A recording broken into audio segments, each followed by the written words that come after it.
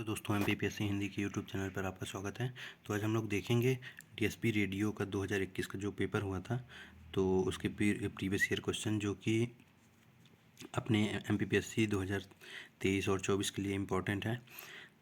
इसमें आया हुआ था कंप्यूटर और MP के जो क्वेश्चन है ना, तो वह बहुत ही इम्पोर्टेंट है ना, उसके लिए, क्योंकि रिपीट होते हैं पूरे क्वेश्चन। जो प्रीवियस ईयर के क्वेश्चन रहते हैं तो पूरे रिपीट होते हैं। अपने यूनिट 9 में भी ICT है, ठीक है ना, तो इसमें भी है, तो वही क्वेश्चन रिपीट होंगे। और MP के तो क्वेश्चन रिपीट होते ही हैं। तो आप लोग देखते हैं प्रीवियस ईयर में, तो ये बहुत ही इंपॉर्टेंट क्वेश्चन है। 50 क्वेश्चन है, तो 50 क्वेश्चन की सीरीज हम लोग देखेंगे, ठीक है ना। तो स्टार्ट करते हैं। फिशिंग का प्रयास निम्नलिखित में से किसके द्वारा किया जाता है? तो किसके द्वारा किया जाता है? ईमेल, SMS के द्वारा, SMS के द्वारा और फ़ोन कॉल के द्वारा फिशिंग का प्रयास किया जाता है। उपर्युक्त सभी के द्वारा, ठीक है ना। फ़ोन कॉल, SMS और ईमेल के द्वारा किया जाता है, ठीक है। इलेक्ट्रॉनिक माध्यम से की जाने वाली निम्नलिखित में से कौन सी परस्पर क्रिया ई गवर्नेंस नहीं है? तो कौन सी नहीं है, यह देखते हैं। शासन एवं नागरिकों के मध्य, यह है, ठीक है ना। ई गवर्नेंस की प्रक्रिया जो शासन और नागरिकों के मध्य होती है, ठीक है। शासन और व्यापार के मध्य जो होती है वो भी ई गवर्नेंस के अंतर्गत आती है। शासन के आंतरिक कार्य के मध्य ये भी ई गवर्नेंस के अंतर्गत आती है। नागरिकों एवं व्यापार के आंतरिक कार्यों के मध्य यह नहीं आता है, नागरिक और व्यापार के मध्य नहीं होती। अशासन ई गवर्नेंस है ही क्या, है क्या? गवर्नमेंट के और नागरिकों के बीच और व्यापार के बीच, आंतरिक कार्य के बीच, इसमें इलेक्ट्रॉनिक गवर्नेंस को लागू करना, यह है ई गवर्नेंस। तो नागरिक और व्यापार के मध्य यह नहीं होती है, ठीक है।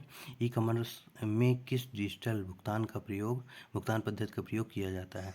तो किस का प्रयोग किया जाता है? इंटरनेट बैंकिंग का, बैंकिंग कार्ड का, मोबाइल वॉलेट्स का।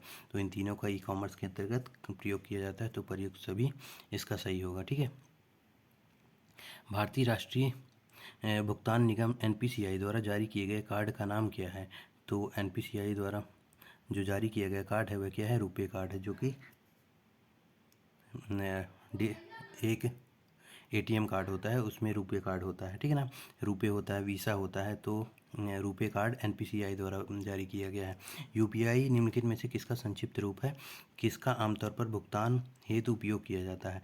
तो UPI का फुल फॉर्म क्या है? यूनिफाइड पेमेंट्स इंटरफेस होता है, ठीक है ना।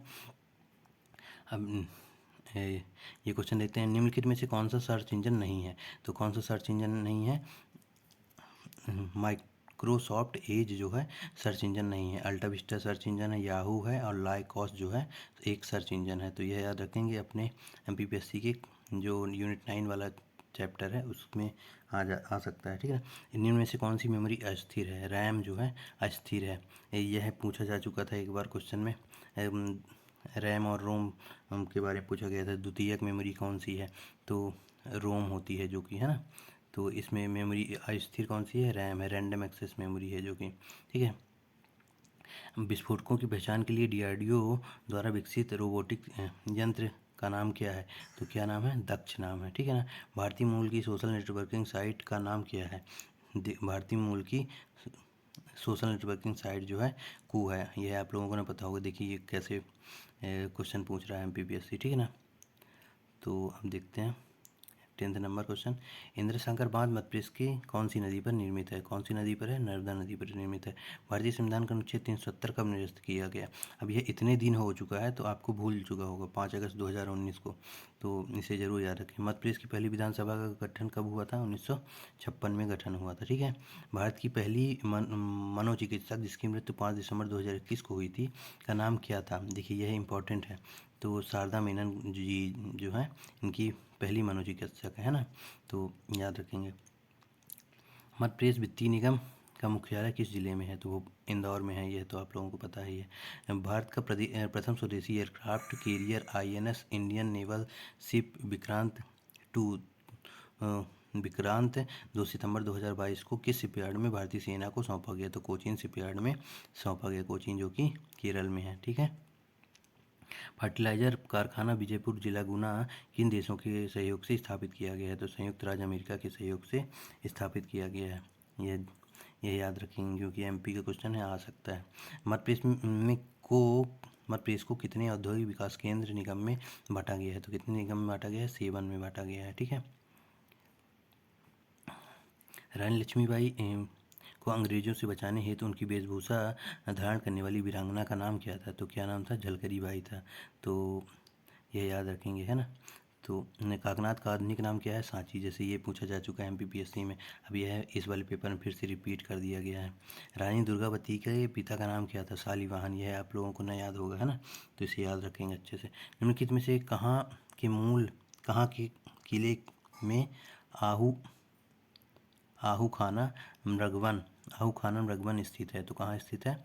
कहाँ के किले में? बुरहानपुर किले में आहू खाना और मृगवन स्थित है। ठीक है। भगौरिया पर्व किस त्योहार से संबंधित है? तो होली से संबंधित है। किस वर्ष में झंडा सत्याग्रह हुआ था? 1923 में। ठीक है। होशंगाबाद हुंकार किसकी कृति है? यह नहीं पता होगा, जैसे इस बार पूछ लिया था MPPSC में, दरक प्रसाद मिश्र की कौन सी है? लोकमत थी, है ना, तो कई लोगों का गलत हो गया था। प्रयाग दत्त शुक्ल, है ना। होशंगाबाद हुंकार किसकी कृति है? प्रयाग दत्त शुक्ल की कृति है। राई परंपरा क्या है? तो लोक नृत्य है एक राई, मध्य प्रदेश का मालवा में जो बुंदेलखंड में जो कि उसका प्रसिद्ध नृत्य है।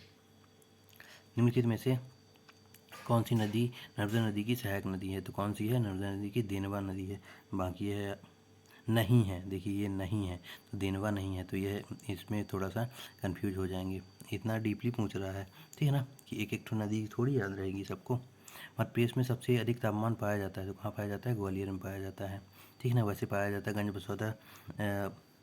गंज बसौदा बिरसा में पाया जाता है, लेकिन अभी वर्तमान में ग्वालियर में पाया गया था, इसलिए यहाँ ग्वालियर में दिया है। कठोरता की दृष्टि से हीरे के बाद दूसरा धात्विक खनिज कौन सा है? तो कोरंडम जो है हीरा के बाद सर्वाधिक कठोर है। ठीक है। मध्य प्रदेश में पाए जाने वाले मैग्नीज अयस्क में मैग्नीज की मात्रा पाई जाती है, तो यह डिलीट कर दिया गया क्वेश्चन, इसमें विवाद था। ठीक है। सियारी क्या है? सियारी क्या है? एक फसल है, यह आपको लोगों ने पता होगा, इसे याद रखेंगे। ठीक है। ऐसे ही तो देखते हैं किस ऐतिहासिक स्मारक को खाम बाबा के नाम से जाना जाता है? तो बिरसा का गरुड़ स्तंभ जो कि हेलियोडोरस ने बनवाया था, इसे खाम बाबा के नाम से जाना जाता है। ठीक है। एक नेपा के कागज कारखाने को शक्ति प्रदान करने के लिए एक तापीय शक्ति केंद्र स्थापित किया गया है, जो कि कहाँ है? तो नेपा नगर में चांदनी तापीय शक्ति केंद्र स्थापित है। ठीक है ना। बुंदेलखंड की प्रदेश की सबसे ऊंची चोटी कौन सी है? तो कौन सी है? सिद्ध बाबा चोटी है।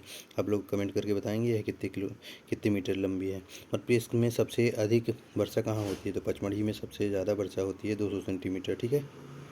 मध्य प्रदेश में किस वर्ष पोषण महोत्सव योजना लागू की गई है? तो 2020 में पोषण महोत्सव योजना लागू की गई है। और पोषण सप्ताह जो कि राष्ट्रीय है, वह कब मनाया जाता है? सितंबर में मनाया जाता है। मध्य प्रदेश में लाख बनाने का एक शासकीय कारखाना स्थित है, कहाँ स्थित है? उमरिया में स्थित है। ठीक है। 2011 की जनगणना के अनुसार मध्य प्रदेश के किस जिले में लिंगानुपात सबसे अधिक है?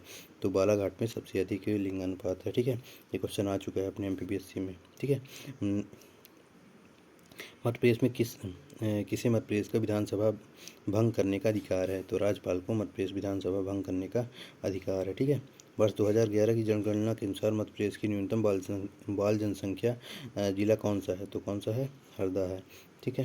मध्य प्रदेश के नीमच जिले के कौन से गांव में 130 मेगावाट क्षमता का सौर ऊर्जा संयंत्र स्थापित किया गया है? तो नीमच जिले का, देखिए गांव पूछ रहा है, तो इतना डीपली तो भगवानपुरा है। ठीक है ना, तो इसे याद रखेंगे। न्यूनतम बाल जनसंख्या, इसे ज़रूर याद रखेंगे। ठीक है ना, क्योंकि ये पूछा जा सकता है MPPSC में, जनसंख्या से ज़रूर क्वेश्चन पूछते हैं। ठीक है, याद रखेंगे। हरदा में। ठीक है। मध्य प्रदेश में पंचायती राज अधिनियम कब लाया गया? तो कब लाया गया है? 1993 में लाया गया है। ठीक है ना,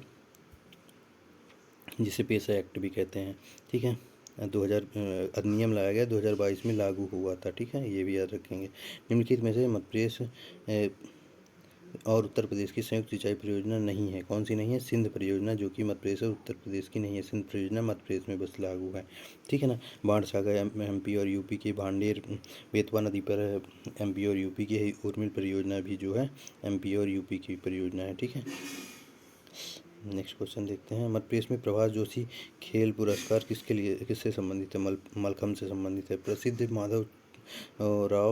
प्रसिद्ध पत्रकार माधवराव सप्रे का जन्म मध्य प्रदेश के किस गांव में हुआ था? तो दमोह के पथरिया गांव में हुआ था। ठीक है ना, याद रखेंगे। मध्य प्रदेश सरकार की संत रविदास योजना रोजगार योजना का संचालन निम्नलिखित में से किसके द्वारा किया जाता है? तो अनुसूचित जाति विकास निगम द्वारा किया जाता है। इनमें से कौन सा भारतीय वैज्ञानिक मध्य प्रदेश से संबंधित है? तो कौन है? अनिल काकोडकर जी जो हैं भारतीय वैज्ञानिक मध्य प्रदेश से संबंधित है। ठीक है। निम्नलिखित में से कौन सा एक अर्धचालक है? तो जर्मेनियम शुद्ध जो है यह एक अर्धचालक है। 2020 टोक्यो पैरा ओलंपिक में भारत के किस खिलाड़ी ने भाला फेंक में स्वर्ण पदक जीता है? तो सुमित अंतिल ने जीता है। ठीक है, ये इंपॉर्टेंट याद रखेंगे सुमित अंतिल जी को। 2020 में मुक्केबाजी के लिए मध्य प्रदेश का विक्रम पुरस्कार किस खिलाड़ी को प्रदान किया गया था? तो मंजू बम्बोरिया जी को प्रदान किया गया था। ठीक है। मध्य प्रदेश के सरकार ने भगवान बिरसा मुंडा स्वरोजगार योजना की अनुशंसा 2022 में किस तिथि पर की है? तो कब की है? 6 सितंबर में की है। तो यह डेट भी याद रखेंगे, है ना, डेट भी पूछ लेता है MPPSC। तो थैंक यू। चैनल को लाइक शेयर एंड सब्सक्राइब करें।